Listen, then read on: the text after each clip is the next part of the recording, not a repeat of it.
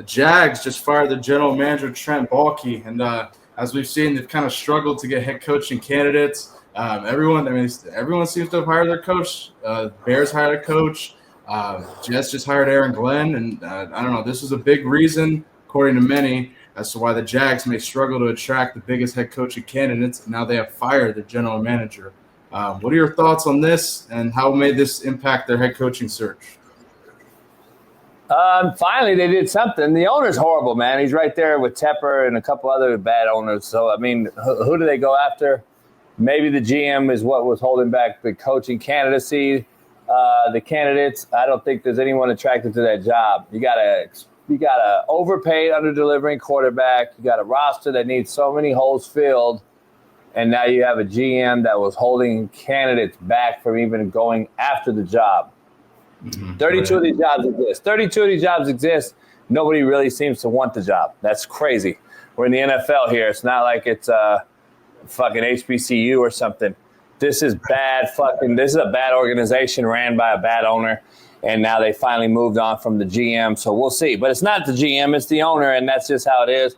And until that guy steps out the way. But again, you got Jerry Jones, you got all these other owners. At least Jerry has some Super Bowls. This guy's got to figure it out. Not too long ago, this team had one of the best defenses in the NFL. They were a playoff team. Now they have just seemed to hit rock bottom and then paid a quarterback that just can't get out of his own way lately.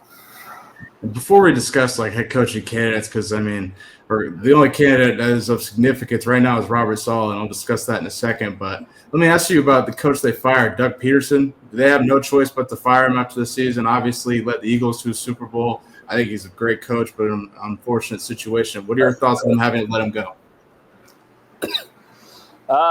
It's a business, man. When you pay a quarterback that much money, it's usually the first year the head coach goes, unless it's a first-year head coach.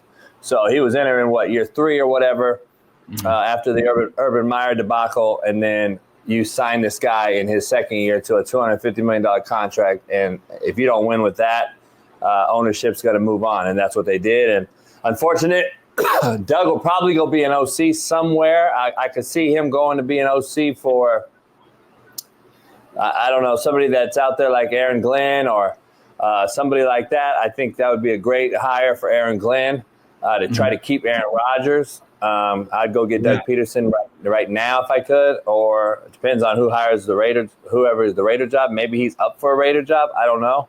I could see him in Vegas as the head coach as well, or the OC.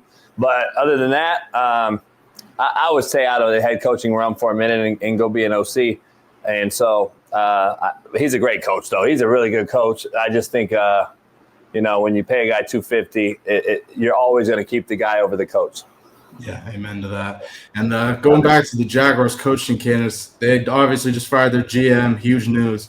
And the only coaching news I see is Robert Saleh is flying out to Jacksonville tomorrow for a Friday meeting with the owner, and won't be Baalke anymore. He just got fired. But do you think the Jags may take a shot at Robert Saleh after him being let go by the Jets? I don't know. It's going to be interesting if he. I wonder if they hold back the meeting and not have it, because head coaches usually don't meet with the owner until it's the end of the deal, and that's just to sign a check and shake a hand. He's going to meet with the owner, Khan, straight up, one-on-one. I've never heard of that. I've never seen that. I'm curious to see how that unfolds. I mean, I'm sure there's some other COOs and shit of the program there, of the organization, but I want to see if he can.